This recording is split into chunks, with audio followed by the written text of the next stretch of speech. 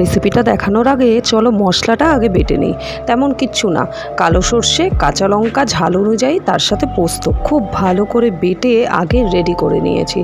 এরপর কড়াইতে সর্ষের তেল দিয়ে বলো তো দেখি এটা কী মাছ, মাছটা নুন হলুদ মাখিয়ে খুব ভালো করে কড়া করে ভাজা ভাজা করে নিয়েছি।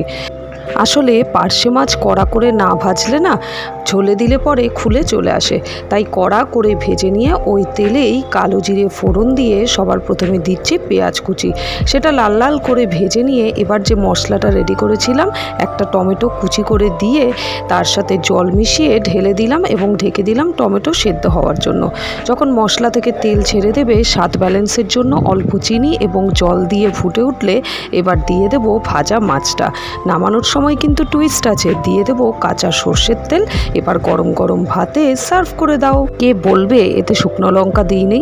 সাবস্ক্রাইব।